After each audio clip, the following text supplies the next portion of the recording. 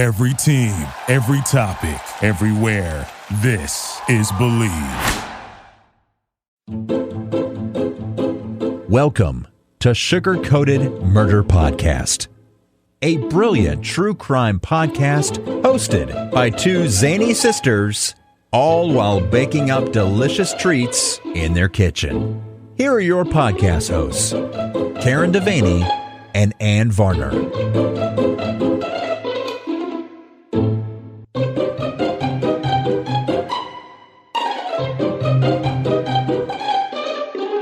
Gene Siskel and Roger Ebert, two titans of cinematic review. Sometimes right, sometimes wrong, but always captivating.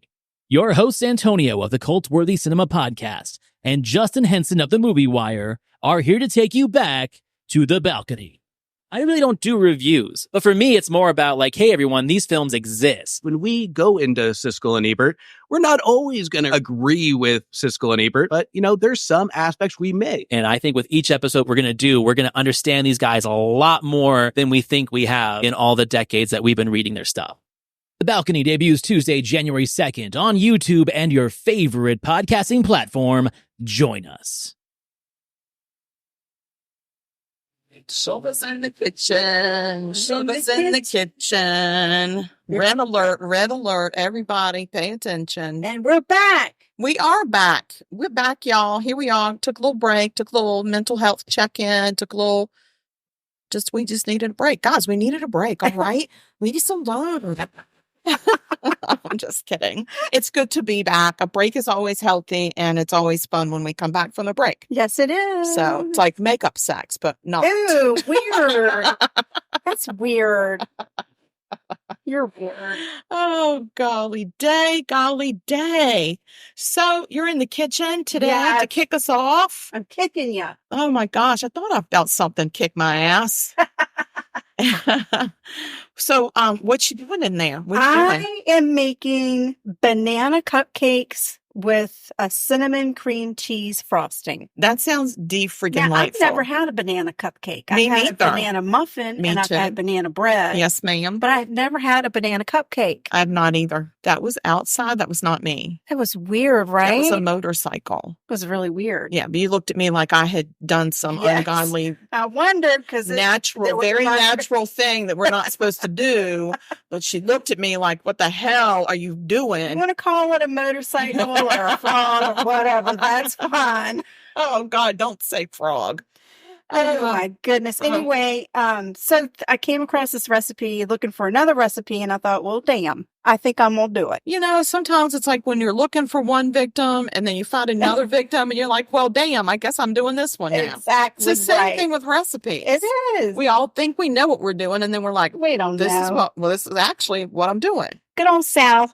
Oh, I just freaking love her. When is she going to hire us? I mean, we could at least be her spokespeople, her spokespeeps. Exactly. I mean, she's bound to have gotten at least 2 listeners or 2 subscribers to her website. yeah. from our If y'all podcast. haven't subscribed, can y'all subscribe? Maybe it's better coming from the listeners than us and say, you're not going to believe these 2 old biddies that do this podcast on true crime. They're obsessed with you. So you might want to check them out and then get a restraining order. Yeah, we love us some Sal. So this is just a basic recipe. I love this one because, banana anything tends to be kind of dense. It does, but it also stays a little bit wet. Yes. I'm not going to say the M word. No, don't do that. This one calls for, you can either use yogurt or sour cream. I use sour cream because the only yogurt I could see out there was Greek. And what's the difference between Greek yogurt and sour cream? I mean, I think the Greek yogurt's healthier, but that's just what I've heard. I've never substantiated it.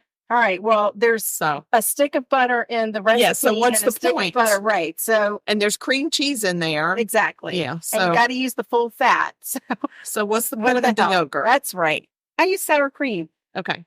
One tip I will say when you're making stuff like that's dense is to steer clear of your cake flour. Cake flour Tends to be light. is very light and it can't always hold up with the density of what you're making. So I know sometimes even when it says regular flour, sometimes people like to substitute cake flour, but this is not that kind of recipe. Don't be substituting Don't no cake substitute flour. now. Try That's not to be. cheating. You just got to stay basic. Don't be frilly. That's cheating. Don't be cheap. And of course, it calls for the delicious Killa Vanilla. Yeah, and if you don't have Killa Vanilla, you're not making this recipe right. That's right. You're messing it up. You're messing it right Everybody's the going heck to like up. it. They're not going to enjoy it. Everybody's gonna be like, it tastes okay, but it's just missing This is a something. little something. And you'll know it's the Killa Vanilla. Killa Vanilla. right. That's what I'm doing. Are you going to tell me about a murder? I have a murder case that I would like to discuss with you. I would Okay. like to divulge it. Let's hear about it. I'm Yeah. ready. I'm like I'm gonna divulge just it. sitting here doing things. So I heard about this murder case because I watched the show called Good Cop, Bad Cop on Investigation Discovery Oh, I've Channel. never heard of that show. The guy that hosts it, I don't know what you call it, narrates it, hosts it, you know what I'm saying? Yeah. You'll recognize him from some other shows. I think he's either from Baltimore or Chicago, but he's like, I like him. He's a good investigator. Okay. So anyway, this is going to be the case of Rashawn Berry. And I will tell you that I got a little sad when I was investigating this, not just because it's about murder, but it's really, to me, it makes me sad when I can't find newspaper articles about a victim. Oh, yeah.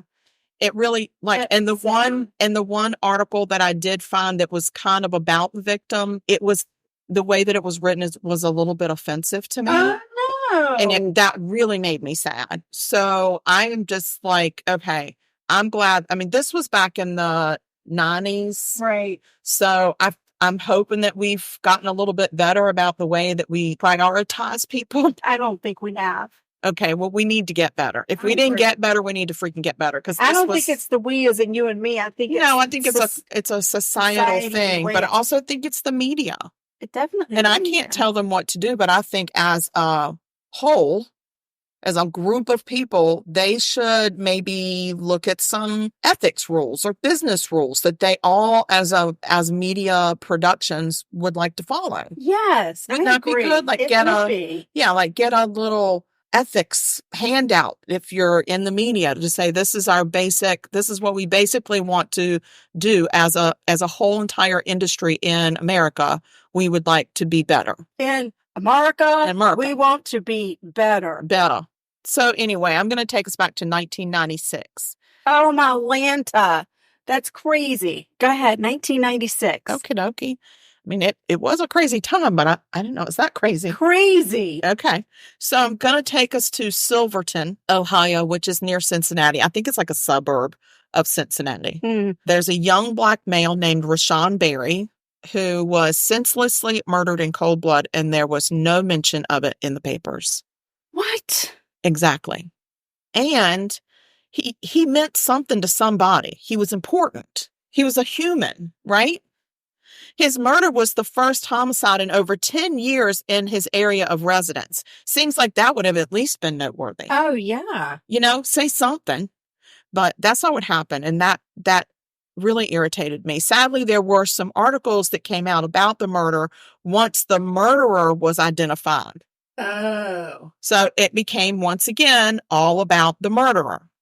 And I just feel real bad for this young man, which is why I decided to do this story. All right. Because I just thought, you know what, he needs his time. He does. And He I'm needs really glad you picked him. Rashawn Berry is his name. So he was born in the 70s. Couldn't even find a date of birth on the boy. Lord have mercy.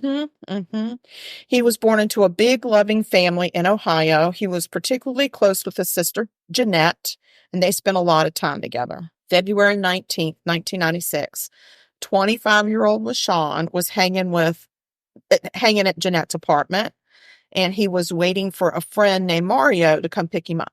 Mario. It was around 5 o'clock in the afternoon, and they were going to go out for the evening. But he had been hanging with his sister in the meantime. So the doorbell rang, and he went down. Now, this apartment complex was the thing where they had the outside doorbell, and somebody had to let them in. Oh, right. Like got to be buzzed in or something. Something like that. But it seemed like you had to go and let them, like somebody had to literally go down and let them in. Right. And there was like a I don't know, like maybe a foyer or a foyer. Oh, and then another door to enter the apartment. like a foyer. And it was all glass. Okay. Okay. The doorbell rings and he's, he goes down to meet his friend Mario and telling his sister, bye as he descended the steps. Work sucks. Am I right, Jay? Yeah, Kay, it does. But luckily, the F My Work Life podcast is here to help you through. In this comedy podcast, we share memorable workplace stories through guests and listener submissions in the hopes of brightening your day, or at least leave you thinking, maybe you don't have it so bad after all. Listen to F My Work Life on your favorite podcast platform and follow us on all the socials at FMWL Pod. Suddenly, Jeanette hears them. She heard gunshots. Oh. She ran down the steps to find Rashawn stumbling into the doorway of the apartment hallway, bleeding from 5 gunshot wounds. 5. Holy manure. Neighbors called police and the ambulance. They called 911. And Jeanette cradled her little brother as he died in the arms. Oh. Yes. And he was never able to say to her who it was or what happened or anything. Who could have done this? Was this Mario, his friend, that did this to him? Why would Mario do this to him? So Rashawn, he was a good, I said kid at first, but I'm going to say he was a good guy because he was 25. From, like I said, a loving family. His older siblings had all made sure that he stayed on a good path growing up. It was really important to them. Not everybody in that family had the same opportunity. Okay. Police come to start the investigation and they canvass the neighborhood and the surrounding area, which is normal. Neighbors said they had seen a man running away from the direction of the gunshots. Would you remind me what area of the country this is in? This is in it's a suburb of Cincinnati, Ohio. Ohio. Yeah. So the neighbors had seen a man running away from the direction where they heard the gunshots. Mm-hmm. They could identify his clothing, but not his face. Oh. So he was running away from them when they saw him. But there were firefighters in the area, and they also had seen a man running away from where the sound of gunshots had come from. They were able to identify his clothing and were able to give a general description of his face and the vehicle that he was driving. Okay, that's good news. Yeah. They saw him running towards the post office. Last they saw him, he was running towards the post office. So police were not able to find him at the post office, but they were able to find a surveillance camera inside the post office. How many times can I say post office? Should I say postal service? No, I think. Should I say the PO? The PO. So I don't know. I don't know. You're good. I feel like I'm saying post office a lot, but that's where he went. So they couldn't find him, but they were able to find surveillance camera inside the postal service building. So when they viewed the tape, they saw a man matching the eyewitness description run into the post office from the parking lot, stuff his black jacket under a counter. Oh. And then I would say in a relaxed but hurried gait. Oh. Walked out. Okay. Into the parking lot onto the street. At the station, investigators looked over the tape like a million times. You know how they do it, a million times. Right. Trying to figure out, do they know this man? They're looking up in their database, like if anybody met his description. But the problem is, he didn't have any, it was a general facial description. He didn't have any discernible features that they could even search for. Right. So they were just like, okay, we don't even know what to do. So they decide to release the post office video to the public on the news. Meantime, there was this ex-police officer eating dinner with his ex-boss. Okay. Okay. His ex-boss was a sheriff. This guy that was dining with him was an ex-deputy sheriff. Mm-hmm. And so he was at the sheriff's house. They were getting ready for dinner. The TV was on kind of in the background. And the sheriff's wife walks past the TV and shouts, "Oh my gosh, Owen, that's you." Oh, no. So she sees this video that they released of this man walking into and then back out of the post office. And she's like, dang, well, Owen was their dinner guest. Oh, no. So he jumped up out of his seat, screamed at them, vehemently denied that that was him on camera, was so offended. And then he ran out the door and ran away. Oh, So I'm just saying, innocent people don't typically run away from stuff like that. I completely agree. I'm saying typically, maybe there's somebody out there that ran away one time when they were innocent, but typically they don't. Plus, he ran away before dinner was served. Oh, no. Now, if you're an innocent man, you're going to eat dinner. Unless it's liver and onions, and then you might. I would assume that he already knew what he was there already. They were getting ready to eat. He knew what she was serving. Out. Well, that's true. He was like, "Oh, that's not me, but I gotta go. I don't like your casserole." Police eventually find Owen. His name is Owen Hobbs, and they arrest him on suspicion of murder. Okay. 52-year-old Hobbs drove a white Jeep Cherokee with tinted windows, which had been identified as being a suspicious car that had been in the area at the time of the shooting. Huh.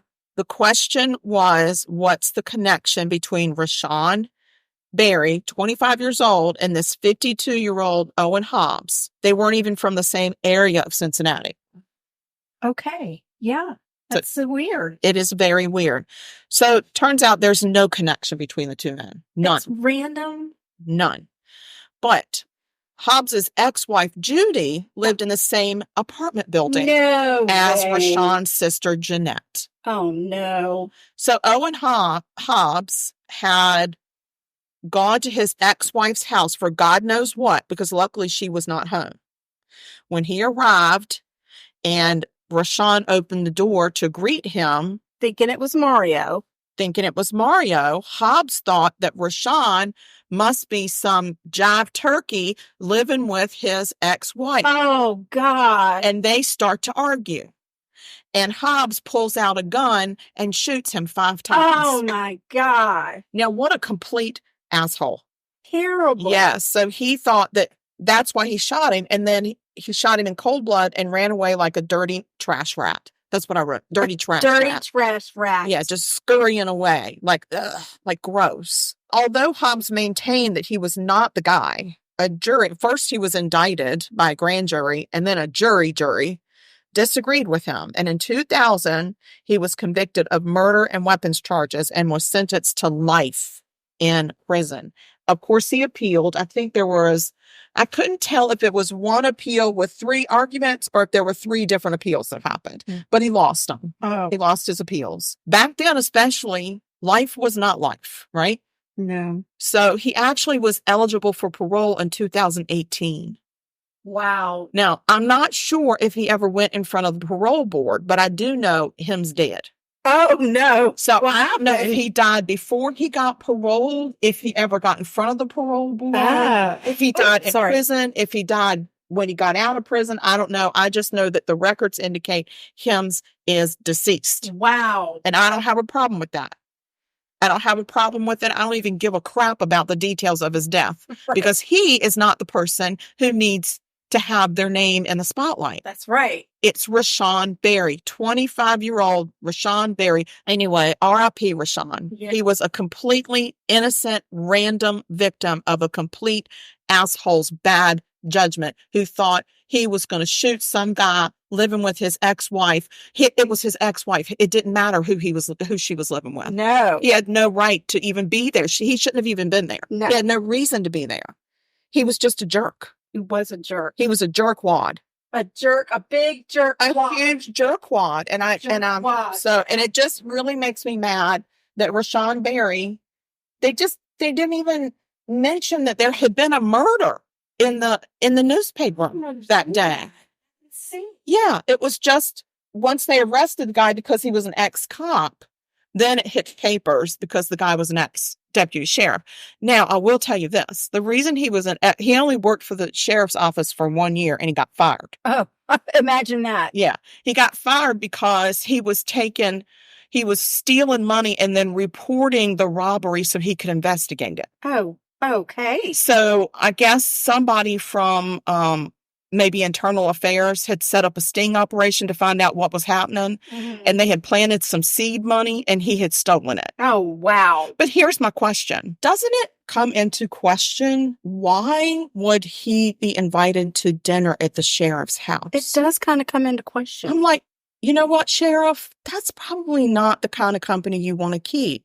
If you have an ex-deputy, I understand that y'all were friends, but he worked for you. He was stealing money. He was unethical. He was a dirty cop. Right. Why is he at the sheriff's house? And Maybe he said he was back. Maybe he said he. I can tell you that he was convicted of it, but he was only given a year or 2 years, and he ended up being immediately released to a halfway house. Oh, wow. So he didn't even serve his right time. Like, he didn't serve any time in jail for it. Oh, man. So they were lenient. I think they were lenient because he was a cop. And I think that the sheriff maybe was lenient on their friendship because he was a cop. Wow. And maybe, I don't know, maybe they felt bad for him or whatever. But obviously he had a dark soul. Man. Very random, very inexcusable. Not that there's any excuse for murder, but I'm just saying this Rashawn, just a 25-year-old guy going to let Mario in and go out on the town and did not know this man. Right. Had never seen this man. He had no reason. There was no reason whatsoever. And it's just sad. And his poor sister, Jeanette, boy, she was all to pieces. They were tight. They were so close to each other. Yeah. And that was her little brother. Yeah. And he laid in her arms and died. That's so sad. It was awful. That's my murder. R.I.P. IRP. Oh my God. You need a cupcake to make you feel better. You're all red in the face about it. I got upset about this one. It really upset me because there was just nothing. And I'm like, this guy deserved more. Right. So there's your more. It's all I can do, Rashawn. I'm sorry I can't do more, but you are being thought of today. And you were thought of the whole time I was researching this murder. And I dedicate this cupcake to you. I dedicate this cupcake to you. Don't know if you liked banana, but if you did, this one's for you, Rashawn. And I can't wait to stuff this in my pie hole. I put a little titch of caramel on the top. Caramel sauce. Mm-hmm, mm-hmm. It smells unreal. Whoops. Oh, that's good. I got some on my nose. Oh, wow. That's really yummy. That's delicious. Way to go, Sal. Sal, you knocked it out again. And Sugar, so did you. Oh, thank you. Because you couldn't do it. I mean, you couldn't do it without Sal, and Sal couldn't do it without you. Very true. We're a team. She just didn't know it yet. She had no idea. No, this is really good. Y'all need to get this recipe because this is, if you've got a loved one, or if you are the loved one that likes banana, this is really good. And I'm not a huge banana fan, but this is perfect because it's not like over banana. And it's I feel not like artificial getting banana. closer to Easter. This is a good alternative to a carrot cake if you don't like a carrot cake. That's very true. So there you go. Oh, this icing is divine. It's so very good. It's got cream cheese and butter. Of course it does. All right, guys, listen, we love y'all. We're happy to be back. It's March. It's my birthday month. Happy birthday month to me. Wow. I'm Starting excited. early. I'm starting early, and I'm starting it off right with this banana cupcake. These are your birthday cupcakes. No, they are not. I've already ordered my cupcakes. I'm making them myself. Don't worry. I was like, I didn't get the order. No, I've already decided what I'm making. But I'm just saying these are freaking yummy. Well, so thanks. Thank you. All right. We love y'all. Send us an email. Send us an email to murder.sugarcoated@gmail.com. Find us on Instagram, Facebook, or Twitter because we're there. Just look for us. We're Sugar Coated Murder. We're everywhere. We are your number one murder baking podcast from Charleston, Virginia. Oh, Charleston, Virginia. And I don't even know where I'm from. We're in South Carolina. Charleston, South Carolina. Number one. That's where we are right there. All right, guys. Take care of yourselves and stay sweet. And don't murder. If you kill people, we will talk about you. This has been Sugar Coated Murder Podcast, a deliciously entertaining true crime podcast. Like what you heard? You can always explore past episodes by visiting sugarcoatedpod.com. Don't forget to like our Facebook fan page and share with friends. Thanks for listening to Sugar Coated Murder Podcast. Thank you for listening to Believe. You can show support to your host by subscribing to the show and giving us a 5-star rating on your preferred platform. Check us out at Believe.com and search for BLEAV on YouTube.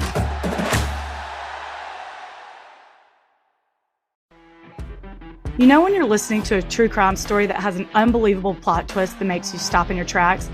That's what our podcast, People Are the Worst, brings you with each episode. I'm Rachel. And I'm Rebecca. We're identical twins who love true crime cases that make you say, didn't see that coming, and we hate the people responsible for them. Listen to People Are the Worst now on Apple, Spotify, or wherever you get your podcasts.